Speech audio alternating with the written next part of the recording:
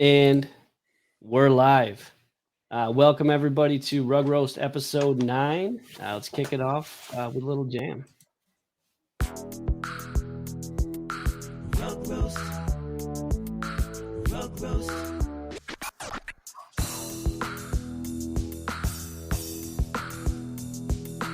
RugRoast. RugRoast. RugRoast.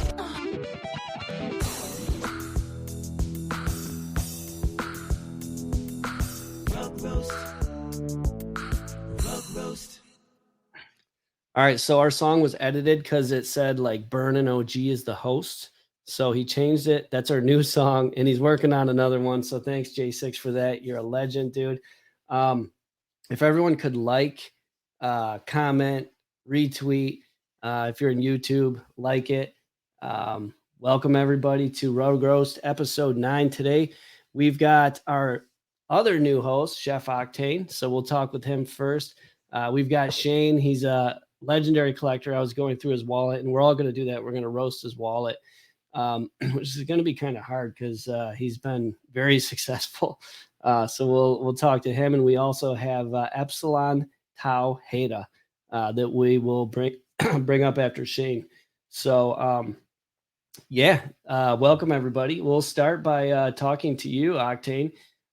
Dude, if you want to tell us a little bit about your background pre-NFT, kind of how you got into the space and what you've been doing. Yeah, can you hear me? I had a little bit of audio issues. Just want to make sure. Good, man. Yeah, for sure. All right, cool. Yeah, so pre-NFTs, let's see. I've been working in tech for over a decade now. A little bit of product management, a little bit of engineering. Currently, I'm doing some DevOps management. And so that's kind of been my career background. What got me into NFTs is actually my sort of my hobby background, where I was previously a gamer. I competed professionally in Counter-Strike. It's been almost 20 years ago now, so it's been quite a while. And so, I was in gaming, and I'm sure Shane knows this. I actually have been following Shane closely and what he has going on. But in gaming, we're kind of collecting digital collectibles all the time. The difference is we don't truly own them. Maybe they're assigned to like our gaming account or something. We can't do a whole bunch with it except for use it while you're playing in the game. And so, just my background in gaming kind of led me into NFTs. I heard about the Bored Apes, kind of early on, and I was like, oh, what's special about this? I didn't quite get it. I wasn't a big like crypto guy, so I'm new to the crypto world, starting with NFTs. But I saw, I was playing Apex Legends was the game. I was streaming a little bit and saw in one of the tournaments, it was actually Artifact, the makers of Clone X, had created some digital sneakers for the tournament. One of the major tournaments was the Apex Legends ALGS tournament, and they gave away these digital sneakers that they also turned into physicals. And so that's how I found out about Artifact. And then I followed their launch of Clone X and everything, and kind of faded it every step of the way as I was trying to learn NFTs at the same time. And then eventually, after I found out that Nike had acquired Artifact, I was like, all right, I got to jump in. And I found a project. It was kind of what I was thinking was the next Clone X is kind of how I was like navigating the space early on. It wasn't. And it was actually quite a big failure that I would roast myself actually on. And then joined a different project that went a little bit mainstream. I'm sure some have heard about it, Psychedelics Anonymous. I think Shane had a PA Genesis at one point or another, and I wrote that project for a little while, and then really started focusing more recently on gaming. Projects related to gaming, especially the other side. I wasn't fortunate enough to get in on the apes or the mutants when I could afford it, and so I went into other side with a a group of buddies that I hang out with, and in Web3, and yeah, so I got other deeds. I've been kind of writing that and plan to stick to that, and then have been navigating a few other gaming projects as well. Nice, man. Yeah, I think gaming has a major future. I think most people would agree on that. And I'm also into other side. I've got a little bit of everything, right? Trying to have like the full breadth of exposure there. So and it's fun too. I mean, could be a huge future and a great investment, but it's also fun. Um, yeah, 2160. Any questions for Octane, our new co-host? Yeah, no, man. It sounds like a journey, right? And I think that is that's just part of being in Web3. You know, a bunch of my friends, they don't know what I'm doing in Web3, and I try to explain it to them, and it's like, there's so many nuances that you basically got to learn by doing. There's so much that has accumulated over the last 3 years. So I've been in the space for 3 years, and I think for those of us that started back then, we had to learn like little bits of information every single day. And so it didn't feel like a fire hose. But for anybody jumping into Web3 now, like it would be a significant fire hose of information that you try to impart on them. So I think it's just all part of the journey. And I obviously know a lot of the collections that you talk about, whether I invested in them or not. But yeah, it's glad to have you here and your experience on the show. Absolutely. Yeah, glad to be here.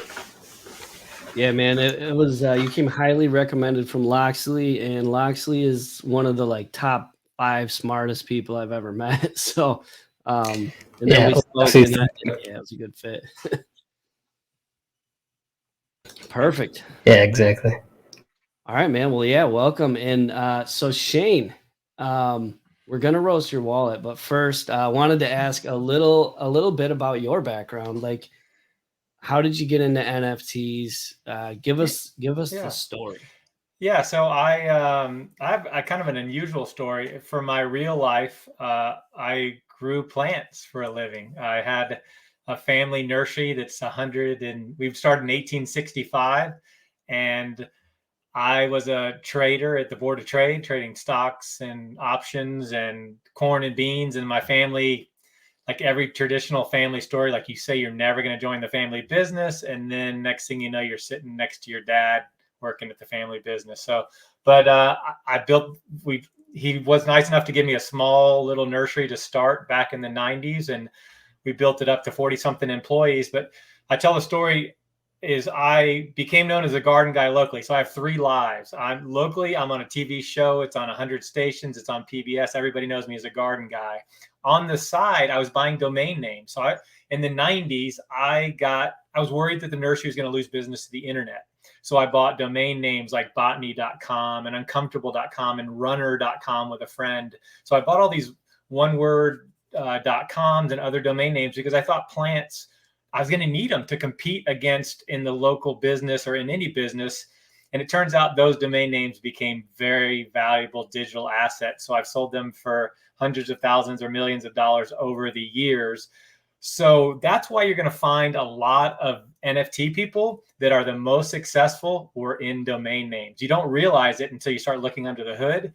But we all came across and saw different things happen. Like I bought one of the first packs of Top Shot because our friend said, hey, there's collectible cards coming on and it might be something. I bought a couple packs, never looked at them for months. Somebody emailed me and said, those packs you bought like 6 months ago might be worth something. I look and it was like thousands of dollars. I bought everything early. I bought camels. I bought pickles. So when people say you're lucky, I don't know if I was lucky. I just bought everything because it was pretty cheap early. And I brought about $5,000 over from something called BitClout. I don't know if any of you was in BitClout, but I was one of the few people that was able to get BitClout coin out and use it. Somebody taught me a third-party market maker that was buying BitClout coins for like 30% of their value. So I brought that over, bought camels, apes, pickles, everything. I ended up getting 3 apes for about $5,000. And really the rest is history. I've it's not all been a nice ride. I did lose a lot of money on World Coin and some of that, world land and things like that. But the two things that I've done is I was a founder of Trippies. I don't always put that out there, but Andy Booth and I formed a project called Trippies that I absolutely love. Two of my favorite artists in the entire world, Joe Ruiz and Rio Duarte, who did Bulls on the Block. And we just learned, like some people will say we did a terrible job and they might not be wrong, but man, it was so new. It was such a wild west when we came out with Trippies. I mean, just to audit the contract, people wanted like 4 ETH and 3 ETH. 10 grand to do anything was ridiculously expensive when we were coming out. So I learned so much from the developer side and from the founder side. And then I came with Joe Ruiz and we did a project called Toda, which I still think is some of the most amazing art you'll see. And that's going to be in the wallet that you guys roast. But you blow that stuff up and you will not roast the art. And we all know that art is only so much, man. Somebody's selling orange squares. Ben sold orange squares. So who gives a shit about the art, right? Oh, but in general, there is no more talented artist than Joe Ruiz. Like if you want to put something on the wall, it is badass. So I've kind of had that journey. When I go to NFT projects, I go to the founders parties and meetings, and I really want to learn the back end of it. So I do everything to learn that side of it. And I think that makes you a better investor if you understand what's on the back side of it. So that's kind of my journey from gardening to domain names. So I'm Garden Shane, I'm Domain Shane, and now I'm Sugar Shane. So those are my 3 lives. Nice, man. Yes, Ben, I am drinking an Upperall Spritz. A little tip of the hat to OSF. But yeah, Shane, people say, yeah, you're lucky. You were early. I completely disagree with that. If you're in early, that means you recognized the potential you got. And I still have them. How lucky is it to hold through 30,000 and 40,000? That's what my wife would have sold that shit at 10 grand. Like if she would have gone from 1,000 to 10,000, it would not be in her wallet right now. I was smart enough to be, as a trader, I know you take some off the table to get your money back. You take a little bit more profit for the big deals, and then you hold a couple for the big home runs. And that's exactly how I treated this. Yeah, that's a perfect play. The moon bags. 2160 or Octane. Yeah, I think your life experience sounds like it really helped you in the Web3 space, and being early to digital assets from a domain name perspective kind of gave you the fabric to like hold long term, because you bought them and you didn't sell them probably for years before they became actually the valuable assets that they did. And so having that perspective kind of made it easy for you to hold long term. I think a lot of people in this space have very short attention spans, and that's been since 2020 when I first got here, before the money was made. And then once the bull happened and people were literally making life-changing money in 48 hours trading assets, that mindset of holding stuff has just kind of gone out the window. So I think you'll have a lot of stuff in your wallet, I'm sure, that like you round tripped from 0 to it was worth something and now it's back to 0. But if you will always buy for the art, or because you're interested in the project or the technology or the innovation, then you don't have regrets about that. And not everything you hit is going to be a home run. Not everything you'll make $500,000 on an ape or something like that. But it's an experience that kind of molds you as an investor if you're here to invest, and as a collector if you're here for the art. And usually it's somewhere in between.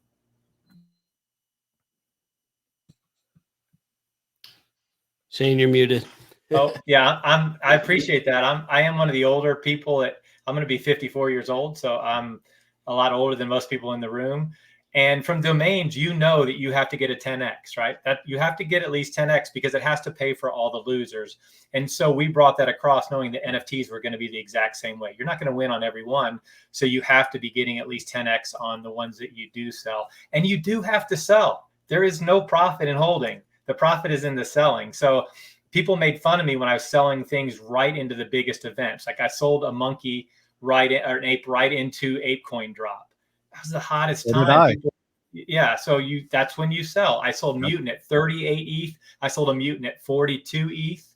I sold my dogs in this recent one coming up, a dog at 14, 16, 18. I just started dumping dogs. That's how you do it. I don't get them all right, but you don't have to get them all right. It comes back to what I said. You just need to get that 10x, and then it'll pay for the rest of them. Yeah, so many people are very emotional, and you always hear that phrase like marry your bags. Like when I sold my ape in, I think that was February 2022, is right before ApeCoin came out. People were screaming at me like, why are you exiting? And I'm like, I bought something for $800 that is now worth $500,000. You show me where in real life finance that happens, and then get back to me. I was like, it's a no-brainer. You have to take stuff off the table. And people don't often realize that it's not like it was an easy decision. Like, and that was my only ape. I didn't have multiple apes. I had one ape and all the drops after it. And I ended up selling all of my Yuga assets, but like I wasn't happy that I was letting them go. But sometimes you have to understand that there's a broader picture, and you have to think logically about kind of all of your investments. So yeah, I definitely agree with like the insight, and people always say, you know, take profits. You have to sell. And I wish more people would actually listen to that. Yeah, I agree with that. And you're going to get fudded, but that's part of it. You know, patience, there's a fine line between patience and then knowing when to leave. So the party peaks at some point. The party's real fun. Everybody's drinking and dancing and things are going on. But there's a point in the party where everybody starts throwing up too. You got to know when to leave. Yeah, I feel like I made a lot of decent buys, and I've been that guy that has gotten a little bit too attached, a little too emotional about it, and kept things for a little too long. So I've gone through that whole cycle, you know, several times. And after every time, I'm like, I'm going to learn this time. I've learned. This is a learning experience. And then a couple of weeks later, I'll do the same thing on a new project. So I've been there. Some of the ones that I stick with are true conviction plays that I feel like have a long-term, you know, trajectory and the funds to do what they set out to do. But yeah, I've run into that problem where I'm riding this high. Like I just showed the guys a little while ago. I have these Goblin Town hoodies over here. I bought a Goblin Town when it was like 0.6 or something, and not even a week later. 9 ETH. You didn't sell at the top. Come on, man. No, not even a week later. It was like up at 6 and 7, 8, 9. Now the 7 and 8, 9 was like 10 minutes. But even still, I hovered at 6 for a while, and I kept it. And the burgers came out. I got those, and things were still looking good. And then I was like, these guys are doing great. And then yeah, I just held it too long. I still did decent on it, you know, but. And because I got it, you know, like Shane, I got lucky and just bought, you know, well, Shane is skill, I feel like, but I got lucky buying early. And so I still, you know, made out okay. But yeah, whenever those tops hit and it feels so good, it's really, really hard to sell. It's really hard to sell at that point. And but yeah, from what also having the regret of selling too early. So like, Burn knows that I got into Turbo as a pre-sale, one of 50 because I knew the artist, and like I sold what Congrats. I got for like 110K. But if I would have held for 48 more hours, I could have sold it for 4 million. So like there is the regret of like you can also sell early, right? So there's a flip side. I normally would say it doesn't bother me, but I will not lie and say that. Oh, no. It bothered me. Like I was sick. Yeah, the millions bother me. I don't mind if I lose out on 10K and maybe even 100K, but when there's a lot of zeros added into it, that's what I'm going to think about when I'm going to sleep, probably for a little while. Yeah, it still bothers me. It still bothers me for sure. Always keep a moon bag, right? Yeah. I don't know. If I were in your shoes, I probably would have sold it too. I mean, it's 100K. It was I don't have already millions. 472x. Like I literally sent them 0.125 ETH, and then I came out with 59 ETH. So it's like, you know, I can't be upset. Yeah, but nobody's going to be upset with that. Yeah, it could have been, you know, hundreds and hundreds of ETH. So, you know, it's still a good trade. Sure. sometimes I'll sell and I just won't look back at the price. I'm married to like 4 ecosystems where I'm too emotionally invested to sell. Plus, and that's because I believe in them. But 4 ecosystems, everything else, I don't care. I'll flip it, sell it, even if it's an artist I like a lot. I mean, if I'm up heavy, I'm gonna sell it and not look back, because looking back can throw off that mentality a little bit. At Yeah, the I end of the always day, you made a great trade. I mean, yeah. I mean, I always give that analogy too. Like if I get into a project just to flip it like pre-reveal, I won't ever go back and look at it. And I did block like Turbo and the artist and everything on Twitter because I was tired of hearing of what the price was after I sold. But I really want to know how Shane, like, I know we haven't even looked at his wallet yet, but like, how did you not like start selling stuff for like losses to help on taxes and stuff like that? Because like my wallet has significantly shrank because like at the end of the year, That I was you're selling witnessing a stuff. wallet that's way shrunk. Yeah. The other thing is this isn't my only wallet. I have a Wolf Game wallet. I have a couple of wallets in general, but on WorldCoin I lost $300,000. So that pretty much covered everything because I sold an ape in this wallet. I sold it, I don't remember how many ETH I got, 150 maybe ETH for one of the apes. So I had about 600,000 I needed to work off from last year.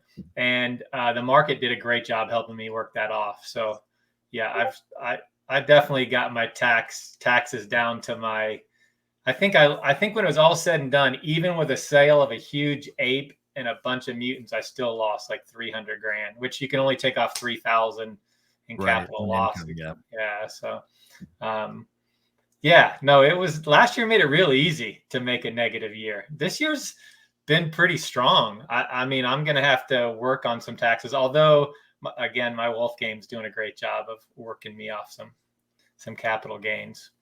Yeah, for everything that says like, you know, we're down this year, it's not really true. Like, you know, Not if you're in meme coins. No, I mean, yeah, no, like, you know, Ethereum was at like 900, so it's doubled in the course of this year, which means your assets have gone up, like, you know, in USD terms. Like it might not look the best from an ETH perspective, but and staking. I mean, we haven't even discussed that. So I'm retired. I forgot to mention that. I retired at the end of last year, so I don't have a job. I don't work at all. I have no paycheck. I have no income. congratulations. I make a living off of domain sales.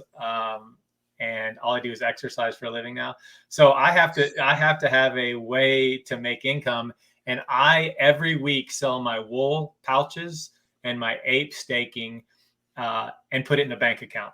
A straight, not saving an ETH, not anything. Every Friday, maybe every other Friday, depending on gas, but every other Friday, I take all that out and put it away into a normal bank account to ensure that I have income. And that people normally will restake and think, well, if you double down, no, because if you look back, it's worked out well because ApeCoin was up at what, $6? Yeah. I was selling ApeCoin at $6 and putting that in my bank account. So it's worked out really, really well for me. And it provides me some income and it guarantees some profit. So that's kind of how I've been rolling this year. Solid strategy. I love the idea of selling staking rewards. Like you get in, you let it run for a little bit, let it get hot, and then you can just sell off and take profits. I did that with a node last year. If anyone remembers nodes, complete yield is everything. I mean, NFTs are great, and I do love it. I love the people. You know, again, I can't say enough about the relationships I've built through some of these communities. That all being said, it really comes down to profit and yield. That's what we're here for. You can pretend like it's not true, but otherwise it's just art. And the week that I started NFTs, I put out a tweet, and I probably could find it, where I said, whatever you buy, I hope you like what it looks like on the wall, because when this is all said and done, that may be all it's worth. So when you buy something, enjoy it. I said that with the ape. Like when I bought my ape, I bought it because I thought it was great. I've since utilized it, and we haven't even talked about that. I have a honey company that I sell IP, ape or Bored Ape IP. So I have Coda Hot honey and white and fur honey. So I've used it in business as well. But when it's all said and done, this is a profit, and our goal is to figure out how to make profit with these assets. Absolutely. 100%. In any decent community, if you sell, they'll tell you good job and cheer you on, you know, say good job, you made a good trade. But there are communities out there that will attack you for selling, which is absolutely ridiculous. People should be able to buy, sell, trade, do whatever you want. Trade, do what's best for you. And any good community would agree with that point that I've made right there. Yeah, it's tough. I mean, today I literally put that I was selling Wolf Game, and I will say I got some of the I've earned more respect than I got in some of the DMs and some of the comments, but that's fine. But I also got some incredibly nice, hey, you know, I appreciate you kind of things. And so there are a lot of the DMs that I know those people that went down the road, we're going to do business together. We're going to help each other do good things and encourage each other. And I'm going to concentrate more on those type of things. The people that told me to fuck off and do those kind of things, that's fine. It just shows me that they're not in it for the right reason, or maybe they just don't. It's all about the bag. So I get it. I mean, I totally get it, but it was a little disheartening because I really helped that community kind of build up. So when I got out, I probably offended people, but I took the tweet down just because I'm not here to FUD, but I did a pretty good job of doing it anyway. So, but at the same time, I diary everything. So when I say I'm buying in, I put it. And when I say I'm getting out, I put it. So at least I'm consistent. Yeah, those people that told you to fuck off, if you're listening, fuck off. Because like let people trade, like let them trade. Like I think they just wanted me to do it quietly, but by Sure. posting it publicly, it also gives me more people looking at my wallet, and hopefully they'll take some of the assets. I hope they do great. I've never, ever, I am not one of those people, and I say this all the time, never root on the demise of something that you exit. That does you no good. You don't want, just because you got out doesn't mean you want it to fail. I use the example of my nursery. You know, I left my nursery for my brother to run. Ego would tell me that you don't want him to do as good a job because you want to say that you are the best at what you do and nobody could do it as well. And if they do worse, that's bullshit. No, you want them to crush it because you are you were part of that. Like, it doesn't benefit you. In this case, it does benefit me. But in general, if Wolf Game becomes the biggest thing on earth, I have lost nothing. Like, I really want it to become that. So I just don't participate in I want it to fail because I'm not part of it. I'm sure well, maybe Turbo, you wanted to come down to make you feel better, but in general, you don't really care.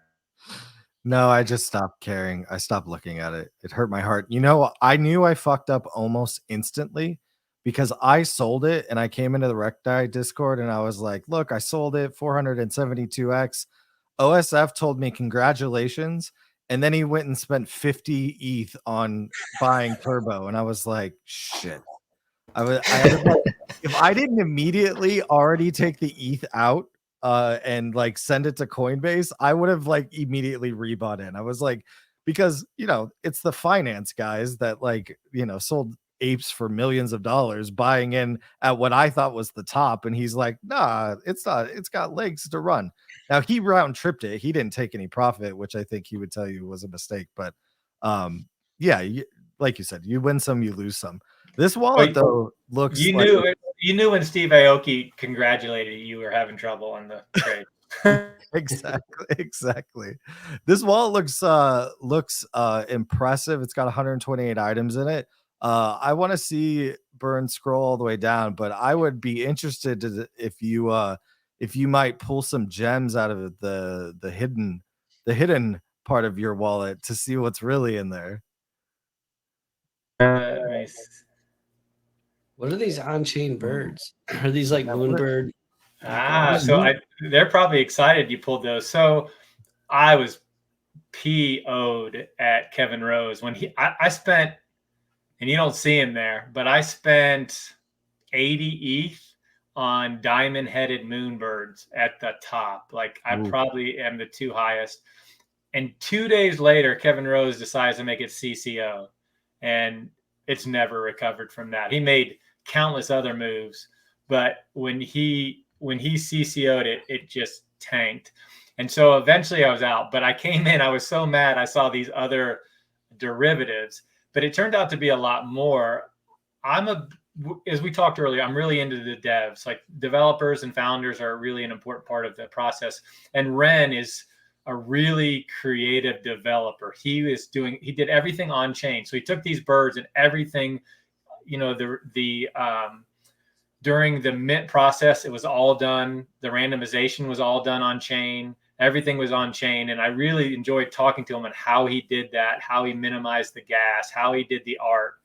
And he was one of the first on ordinals. So he put all these on, made them into ordinals. And then they have another project of cows that they're going to drop. And again, I'm not really concerned about the birds. I didn't care for the birds because it's just a copycat. But what it was the way he was doing it, and the technology behind it got me really interested. And they were pretty cheap. I don't think I've sold anything. I've probably not made money. But I will say the developers really taught me about on-chain development. It was worth holding just for that. So nice, man. The boxes are the same thing. That's more art that they dropped. Okay. Yeah, I mean, I wish we were all moonbirds at one time. I was just gonna ask if, coming from your domain name background, did you go hard into .eth addresses thinking that they would benefit and be the same kind of thing in the future? Yeah, so that made me a lot of money. So I used to be known in domain names as the numeric king. So when in the late 2000s, I felt that the world didn't all speak the same language, but they all use numbers. So I went around buying as many 4number.coms as I could for $500. I just kept buying and buying. I remember I went out to LA and gave a talk about, hey, everybody needs to start putting numeric.coms into the portfolio because the West doesn't really understand, but Asia loves numbers. They love 8. It's all about numerology. So those 3number.coms ended up being worth about $500,000 each. The 3 or 4 numbers all sell, even now, $15,000 to $16,000 each. And at the time, they were at $40,000 to $50,000. So I knew that numbers would be popular. So long story short, I bought numeric 3number.eth and a bunch of 4number.eth. And then at peak, I just gradually sold. I bought one. I can't remember the numbers. It's going to be close. So I think I paid 6 ETH because I got in a little late for a 3 number, but sold it for 17 ETH 2 days later. Like just flipping numbers. I was buying for a half, selling for 3. ETH future is not. It's peaked. Here's people are going to hate that I say that, but ETH only has a wallet ability at this time. There's no ability to put a website on it. I'm sure there'll be utility at some point, but before that utility comes, there will be the ability to take any domain name, wrap it, and make it a crypto wallet. So right now at 543.xyz, which is a name I have, that can be a crypto wallet immediately. I can go wrap it, make it to an ENS name. So you're going to be able to take any domain name and make it serve the same purpose, yet have a website, have an email, have all this other utility, which I think makes the .eth not nearly as valuable. Yes, it still is a great moniker. It's still an NFT. It's still easily memorable, but I think there will be other alternatives that have more utility and provide the same service. So real quick before we move on from that topic, I'm curious, given the comparison between the domain names and the .eth and how quickly they appreciated in value, were you surprised by like how quickly you bought like .eth names and then how like fast they like rocketed in value in the space? No, because they dropped the coin. As soon as they dropped the coin, I knew that was going to bring attention. It turned it into an NFT game at that point. Once coin got dropped, attention got brought. Once that kind of attention, I've been in enough NFTs to know that skyrocket comes quickly if it catches fire. Anything catches fire in our industry quickly. So I didn't expect it to have the depth that it has or had, but the tools behind it, right? The the ability for something to grow in value is usually correlated to the amount of people building tools and assets to curate that information, right? So once people start building ens.vision to be able to go through all the names and buy and sell, I knew that was going to be a really good way to keep the value going. And that's the same thing. When third-party tools are added onto a project, you know that it has legs. And so, I knew that it would do well. And I know in eternally, one-word.eth names are very valuable. First names are very valuable. It comes down to all collectibles. The more people that want it, a domain name is as valuable as the person that wants it. And so the more people that want something, the more chance it has of value. So on a generic domain name, there's a lot of people that want a generic. But if you have Johnson Johannan Smith, there's only so many Johnson Johannan Smiths that's going to want that name. So the same with the .eth. If you have a very generic name, but that's when somebody sends me a name, I'm like, there's literally 17 people in this world that want it. And you better hope those 17 people want it. But if it's super generic and it's Daniel.eth, probably a Daniel with a lot of ETH that want that name. So that's kind of how I value things. Makes sense. All right, man. So we are a little short on time here. But we're going to rate your wallet on a scale of 1 to 10, just from what we've seen. And I mean, your background obviously is going to come into play, the success you've had. But after we're done, 2160 and I are going to hard chill you on a community you need to join. We'll talk about it off the show. Yeah, we'll talk about that. Oh, you're on mute. I love the people. No, I was just going to say, I joined communities because of the people. I have no problem paying to be part of great people. All right, nice. We got one that I think you'll fit in well with. A lot of other people with trading backgrounds and things like that. But anyway, your wallet, Octane or 2160, you go ahead, and if you guys want to give your scores first. Yeah, I mean, knowing your background and knowing you have probably a ton of other wallets, this one, it seems really interesting. You have some apes in there. I like some of the derivatives that you talk about having, particularly because you got into the story of the dev and the tech, and that's kind of why you supported. I've done that in the past too. It wasn't really a value play. It wasn't I'm going to make a bunch of money, but I want to support or understand what's going on in the background. And then, having some very interesting .eth, domain names in there. I give the wallet a solid 8.2, I think. As somebody who's been here for a while, like I said, I would be interested to see the hidden folder more than anything else, just to see all the crap that you've either purchased and want to hide from the world, or the crap that's been sent to you for free by scammers. It's always interesting to see what's in there. But yeah, that's my score. It's a pretty good score. Do you guys ever get, like, the one thing with my apes, I would get handwritten notes or typed out notes in NFT forms sent to me saying, I'll give you so-and-so ETH for that ape, which was unusual. And I did sell my blue ape to someone that sent a note like that. I have received a couple notes like that back when I did have an ape. So I think that's a common, it's really the only way that you could really get a hold of somebody if they weren't using that ape as their POP and weren't like active in either the Discord or on Twitter, because you would like an ape that I flipped.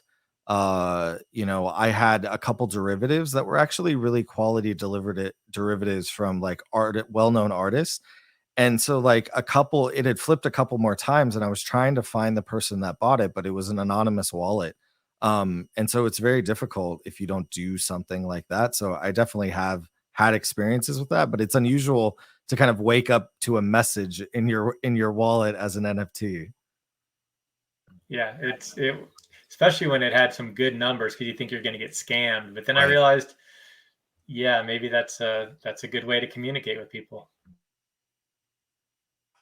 It works for sure. Octane, you want to go ahead and give a score? Yeah, I don't have anything in my wallet that anybody would want to send a note for. But yeah, looking at your wallet, I mean, I like everything, especially the other side items. The play on everything Yuga. I like that you've put your apes to work, and you got the honey. What is it? The hot coda honey and the other honey, and then and everything. So yeah, I've been following your journey, I guess, and just reading all of the things, all the projects you've had going on over the past year since I've been in Web3, and looking at your philosophy on it better be good art at in the end, because it might be only art in the end. So I would say I think I'm going to give probably a 9. It's going to be a 9, and it's probably because of everything in the wallet, but also everything else you're doing with that wallet, and probably also including some of your other things you have going on in your other wallets. So pretty high for my first rating. Yeah, very nice. Thank you. Yeah, for me, I mean, you're heavy Yuga. I'm a fan of Yuga. I know a lot of people. A lot of people are, I guess, tiring of Yuga, or they're talking about how the apes floor is dropping. But we're in a bear market, and what they're building with Other Side, I think, if you look at Dookie Dash, they crushed it. Like, it was an addicting game. A lot of people were in there. They're building more games besides just Other Side. I think that's I'm betting that it's going to be a big success, and if we take into account your I guess your trading history as well, it's going to be a high rating, and then you look and see that, yeah, you've taken shots at some other projects, and maybe they've made it, maybe they haven't, but I think that's part of the strategy, right? We should all have some things in our wallets that aren't great, because we need to be taking shots. Now, that doesn't mean that you just yeet your whole portfolio into like doodle ape punk fucking like trash NFTs, right? But every once in a while you need to take a small portion and take some risks. So that's good. So I'm gonna give you a 9.2, just considering everything. I mean, if we look at like how you've traded, it's probably higher than that, because obviously you've been very successful. You've crushed it, and knowing when to sell is part of that. So yeah, man, we appreciate you coming on. Great insight, and yeah, excellent interview. We appreciate it. No, thanks guys for having me on.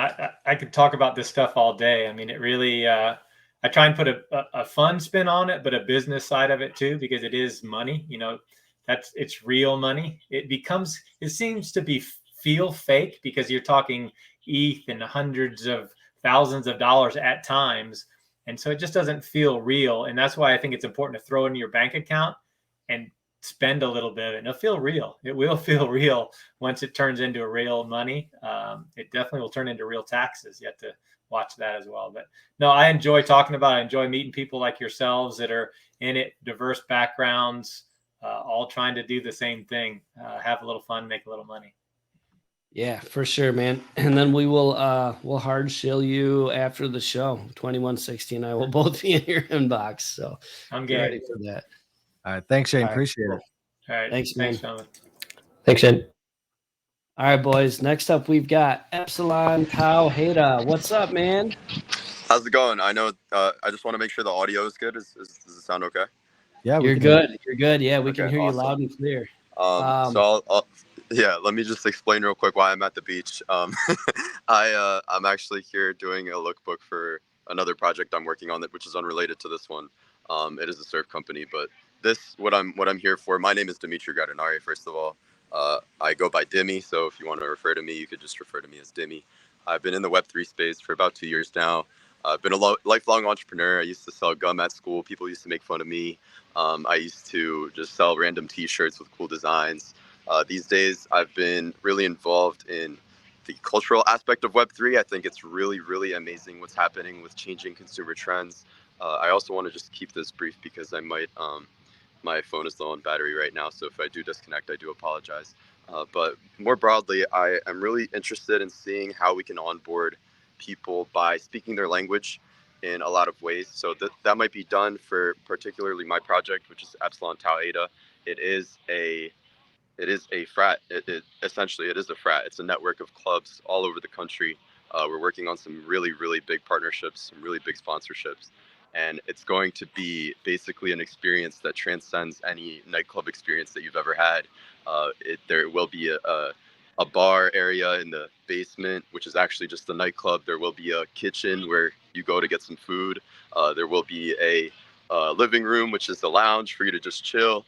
All of that is Oh no. Are we losing him? Yeah, I think he froze for a second. sorry. Oh, Wait, wait, you're back. You're back. Okay, sorry. Where did it leave off? I'm sorry. So you were talking about how you've got all the different sections, like it's a frat house and the nightclubs across the country. Yeah. That's basically it. I mean, it's very early stages. I'm really just looking on to what I've got right now. My friends that are working with me, and we're really just trying to do this on a really broad scale. I think the message will transcend crypto. People will look at ETH and not even realize that it has anything to do with crypto. People will just want to go to the club. Again, I'm trying to figure out all the logistics right now. I've looked into potentially using soulbound tokens and having people, borrow availability for coming through to a club. We might be able to do that. If we don't do that, we might just allow people to purchase tickets in the form of NFTs. That's another thing I'm also working on at my school, Drexel University. I have had a lot of trouble finding other people who are really interested in the space. So I actually started a club, which is unofficial because the club doesn't support Web3, or the school doesn't support Web3. So I'm not actually affiliated with the school, but I do create educational content about Web3.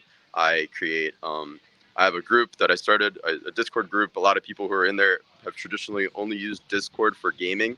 So for them to use these communities as a place to discuss, how do I learn to code with Solidity? How do I make art? And if I'm already an artist, how do I tokenize my artwork? If I'm a fashion designer, how do I tokenize my clothing like 9DCC or RTFKT? All of that is who I am. It's my passion. And I think the key here is all of us are here gathered together because we all have the same passion. We truly believe in this space. There are plenty of people who, will be disrespectful to us, and the same goes for any passion. But if we all just keep our eyes set on it and we keep going, and we show people that eventually there will be no way to deny that this space is here to stay, I think a lot can really, really come together in the next 5-10 years. All right, man. First, I love your passion. You clearly care about this. It kind of sounds like you don't quite have a project ready yet. Like Oh yeah, you're no, really yeah, early, yeah, right? You're very, yeah, very super early. early. Yeah. Yeah, I mean the whole idea of using NFTs without knowing you're using them, that's where I think a lot of us believe this is going, right? Mhm. So everyone will be using them, they'll have no idea. Nightclubs, yeah, I mean, you won't catch me in a nightclub ever because I'm an old man and fuck Yeah. that. But um, younger people like that stuff. It's Yeah, great for them. exactly. But Burns only 25, but he acts like he's 90 years old. Oh wow, yeah, come on. I'm 38, 21, dude. dude. No, I know. Don't I look a think day you over hit the nail 25. on the head there. Mass adoption is going to come in Web3 when people are using the products of Web3 without knowing the technology behind it. Just outside. You're good. Just try to stay out of stuff. I equate it to the internet, right? Like people don't know how TCP works, but like they use the internet every day and they can't live Yep. without it. It's the same way that we're going to make Web3, something that people can't live without, and they won't need to know the technology. I think from the standpoint of using it as a ticketing system, I think we've seen that other places. The thing that comes to mind when you talk about your utility is kind of like Gary Vee and VCon using them as tickets to the conference. And then he did that spinoff where he sold them as like a membership to a specific restaurant. I think, that's perfect. That's a great way to use the technology and to create communities. And that's really what Web3 is all about. So I definitely applaud the direction that you're going in. Like Bern said, it sounds like it's very early, but we need a bunch of people to be working in Web3 and have different levels of input into society. So the fact that you're at a college and you created a club, I think Yeah. that's a great way to get new people into this world. Yeah, I appreciate that 2160, and it's really more so who I am. Again, I can go on and on about this. I come from a long line of educators. My mom is a speech pathologist. She helps people with speech impediments or who otherwise are not able to speak. My father is also an educator because he runs his own sign business, so he has to teach people how to do what he does without getting angry at them. And all of those things sort of are in my genes. My grandfather was a principal at a school for the deaf. He was not deaf himself, but he had a passion for helping others who basically couldn't help themselves. So if I were to compare that to that, I basically feel like I'm in a similar situation. A lot of kids at my school is extremely quick and fast moving. It's a 10-week program. So what happens is they don't really have much time to figure out what they really like to do. And they end up going on this program that we have called co-op, which is a pretty common thing these days. But you basically get put into a job that you might like or might not like. The issue is I find a lot of my peers getting into situations where they're really not happy. And I feel like if we use Web3 to provide the biggest form of value possible, which is allowing people to truly be happy, being passionate about something, and not just, using their artwork in tokenized form and selling it. One of my biggest inspirations is Danny Cole with Creature World. Full disclosure, I am invested. It was actually the first project I actually bought into. And I'm still really interested in what he's doing, and I'm really passionate about it because he's a young guy like me. He's only a year or two older than me. He's been able to accomplish so much. I think he's going to be one of the major players. He's still super young. He grew up in this internet world just like me. He understands better than anyone how to appeal to masses. He's in New York now. If we really just come together with these communities, and I'm really passionate about all of the communities I've been a part of in the past. Again, I really appreciated that you guys spoke about the importance of allowing people to trade. There are always going to be opportunities where there won't be opportunities to make money. If we just allow people to live their lives the way they want to live it, again, I think we can really show people that this can change. If we allow people to think about this as not only an opportunity to find like-minded people, but to really seek financial freedom, to really seek an opportunity in so many ways. Like, for example, I'll just name a few projects that I really like. I was invested in MFers. I was one of the original mentors. Watched it go all the way down to 0.08. Sold an Ape MFer for 20 ETH. I sold all my MFers for well over 1 ETH when they were on the way up. And MFers is still thriving. They still have an amazing community, and it's what's funding it and what's fueling that fire is community. It's meme culture. It's Satoshi being just a goat in so many ways. I'm not invested anymore, but that is something I appreciate. Bored Ape Yacht Club, starting with a bathroom to draw dicks in. Look at where it's at right now. I am heavily invested in Other Side, and I hope to include the vision for ETH in Other Side in whatever way possible, and also a couple of other projects that I'm working on that I won't mention right now. But it's really just super exciting what's happening. I really want to onboard more people into not just Web3, but whatever they want to do. So I also started Discord communities at my school for literally everything that you could imagine. A car club. I started a Discord for people who like pets, who like TVs and movies, music, literally music production specifically. Because what I found as a kid, like I was like 15, 16 years old, I really wanted to start selling shoes. And because I saw my friends wearing Jordans, and I was like, I don't understand why they want to wear these $200 shoes. And I wanted to get into it. So I was too scared to find people in real life. I thought the upperclassmen were going to laugh at me. I found people online, and guess now I've done well over $1 million in revenue for my shoe business. And now I'm doing the Web3 stuff, and I really am excited to see where this takes me. I think there are plenty of stories just like mine. I'm personally affiliated with a lot of friends who had a very similar path. They started in shoes. Some of my friends did CSGO skins too.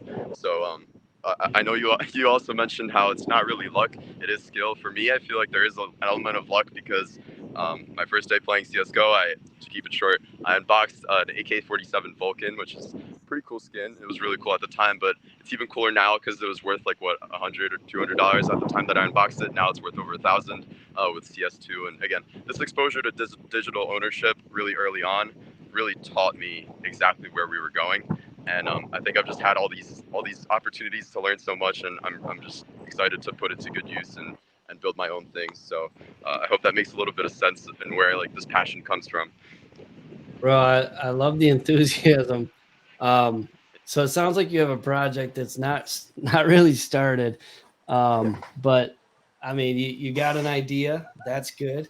I know you mentioned you're in talks and things. I mean, at this time, we definitely can't rate anything Yeah. because If I we don't know yeah. fucking anything about it. Um, Yeah. but I mean, you're enthusiastic, man. You gotta just direct that energy towards the project. And OG's over here texting me, our old host. He's like, he said, you giving out coke lately. But, hey, it's good, man. You got a lot of energy. It's like you Yeah. just did a bunch of lines, and that's good. Yeah. No, I'll be honest with you. I model myself a lot after Gary Vee, and people say the same exact thing about him. And if that's who I'll be compared to, so be it. I love that guy. He has a very similar story to me. I was also born in an Eastern European country, came to this country with nothing. My parents built up, their wealth, and everything I started with was alone. They didn't invest in me at all. I started with $200, bought a pair of NFTs, and just been scaling from there. So again, maybe it's the sun rays giving me some energy too at the beach here, but I don't know. Yeah, man. It's good, man. I applaud the energy, man. Web3 Yeah, needs you. it. We need Yeah. people that are willing to dig in and bootstrap it themselves and create value. Yeah. And it sounds like you've got everything that you need to be able to do so. Like Burn Dog said, we don't really have anything to rate, but how do we continue to follow what you're working on? Right. Oh, thank you. Yeah, I appreciate it. First of all, I also wanted to say thank you so much for Shane coming on, because I feel like, again, he's an older guy, but I feel like his passion is really similar to what I've got. I can tell just by the way he talks about this stuff. He's trying to compare it to things like I said, you want to speak to people for the language they understand. If we compare ENS domains to, owning a 4-digit .com, that's honestly, that makes sense to a lot more people than just saying, you got to buy the ETH domains, you got to register it on the registrar. There's also an ENS token. None of that's going to make sense to an average person. So if I were to say, if you want to keep following what I'm working on, or keep in touch with me, I'm an open book. If anybody wants to reach out to me with any questions, you can follow me on Twitter at Epsilon Tau Heta. My personal Twitter is 0xdimmy. So just like a ETH address starts 0xdimmy. And I am verified, so you shouldn't have trouble finding that. I'm working on a lot of stuff, so I think it'll be really exciting to see how communities come together. I'm trying to involve everybody for one community also that I refer to as Singularity. It's an idea. Again, I'm not going to get into detail because it's very, very early for that too. Even earlier than the ETH. Like, I'm working on partnerships right now to really get on the right foot with ETH. But for the Singularity idea, I'm trying to bring together, basically open source all of it, have everybody just working together for fun and no other reason. If we were to model the file structure of our universe, if it really were a simulation, and we were to tokenize the file structure, so if the biggest folder is the universe, and then subfolder is observable universe, and then if you really want to visualize this, you can go to the scaleoftheuniverse.com. That's a really cool website that shows you like from biggest to smallest. I kind of want to see if there's a way to tokenize that. I think that could be really cool, especially if somebody wants to develop like a simulation game, obviously leaving out like political affiliations and just focusing on matter specifically. If you could own like the thing beach, or if you could own Mercury as a planet, that stuff could be really cool. Again, that's kind of what ENS domains are also pretty cool for, if you can own the word like beach, or you could own the word boat. But what if you could own like in Singularity, which is, basically could be a simulation game and could be a metaverse. If you could own those file folders, maybe we could figure out a way to make that work. I have no idea what you just said. I just completely blacked out. You're just it's the enthusiasm coming through. Like, Yeah. I feel like this was me, like, I don't know, 15 months ago in Web3, where I just had all these ideas. Community building was like, communities were the product. And Yeah. I totally get that. I totally get, like, communities are also what make the project eventually, because you have people like Shane, for example, who are building up brands out of his apes, or some prominent gamers who are taking other side and other deeds to new heights in terms of prize money and stuff like that. It's like these people that are your community are also helping you build up the project. So I think it's really cool. I think it's a neat idea. I've always thought, especially early on, that communities were one of the, I guess, the driving forces behind NFTs and just the quick community building and networking you can do in Web3. So yeah, I mean, I'm not so sure about the Singularity project. That sounds like a pretty huge project idea, but yeah, I totally get it with the Epsilon Tau Heta, and Yeah. it'd be cool to see how it turns out. Yeah, I will definitely. I would love to come back on with a more concrete overview. That's kind of all I had for today in terms of describing, sort of some of the plans. I think the really cool thing that people can already visualize is, have it structured as a frat house, have the nightclub be in the basement just as a regular frat house would, have, maybe even just, the kitchen could be as simple as having a very limited selection of products, having your burgers or your fries or chicken wings, whatever greasy stuff people want to eat at the nightclub. But that being said, I think that's really the heart of it. It'll keep building as I go. Again, like Shane was saying, this is much like a diary.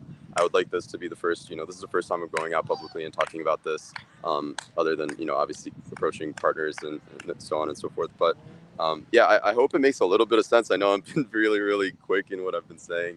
I think that if you do want to keep in touch and keep following what I'm working on, just the Twitter is the best way. I'll keep posting updates. I think that once we really do have a mint or whatever form that we do decide on pursuing, it'll be a lot more prevalent and a lot more people will be talking about it. For now, everybody's early, so that's really the key, is just being aware that this is a thing that I'm thinking about, and then I really am passionate. I'm putting my face on it.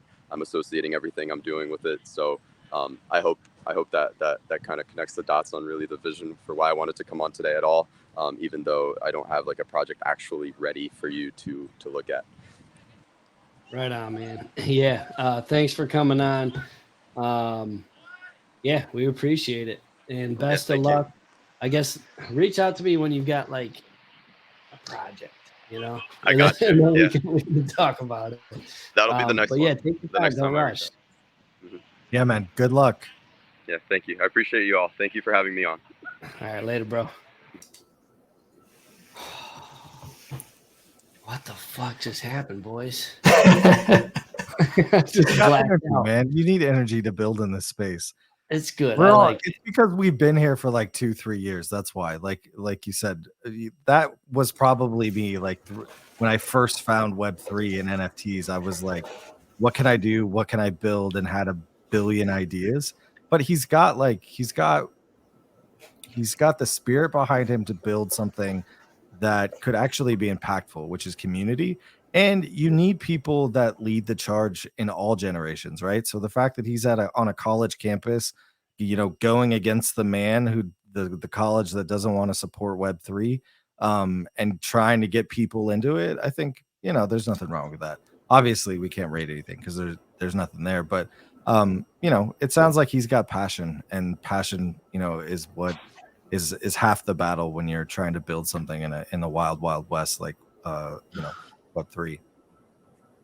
Yeah, I think a lot of the times the other part of it is just doing something. Everybody has ideas. I have tons of ideas. I've probably not acted on the majority of my ideas, and at least he's doing something, right?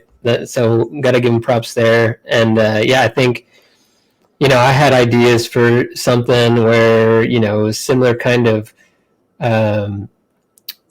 theme where you have these memberships to, exclusive clubs and things like that through NFTs and whatnot. And so I think Web3 kind of definitely lets you do that.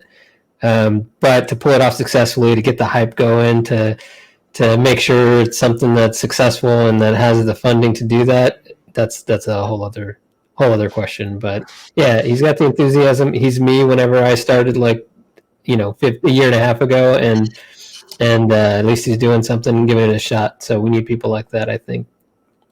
Yeah, I agree. I mean, I love the enthusiasm. Chef almost said 50 years ago, because a year and a half in Web3 feels like 50 years. Yeah, 50 years is Web3 time. That's a long time. We are hundreds of years old. But yeah, I agree. I mean, you get enthusiastic, that's good, but sometimes you gotta like slow the fuck down, and like you can't do too many things at once either. If you're gonna be a founder, you've got your project. You can't be like, here's the 8 projects I'm gonna start, because then you'll have 8. That's true. focus on one thing and do a really good job and take your time. But yeah, man, good show, boys. Chef, welcome to the team. Thank you. Yeah, I mean, sorry I have these tech issues. My blue camera, if you're watching on YouTube, and my mic having issues, but yeah, it's great. I think it was cool. We had two opposite ends of the spectrum today, in Shane and Demi, and that was kind of funny how it turned out. But yeah, I'm glad to be here. I look forward to contributing, and yeah, it's been fun. Fun first episode. Oh yeah, man. I'm like slightly drunk too because I've got this almost gone. Usually my goal is to be slightly drunk by the end of each episode. Yeah, I got my non-alcoholic drink over here. We start the show at 11 a.m. So, I'm in California, so I definitely grabbing a drink before we actually sit down and go live. Right. I mean, it's Friday. Friday's not a work day, even if you work, right? Yeah, technically it doesn't count. Absolutely not. Yeah, for sure. And I'll be in Lisbon, next week when we do the show. So even more reason to drink. Hell yeah, dude. You should do it in like a public space and pull in like other people. Random people. Yeah, man. Random NFT people to come and chill. I don't know. That'll be good. We're going to do Thursday next week because I got a golf weekend next Friday. So we're going to do Thursday next week, everybody. But yeah, thanks, guys. Good show. And I will play us out. Let's go. Thanks, everyone.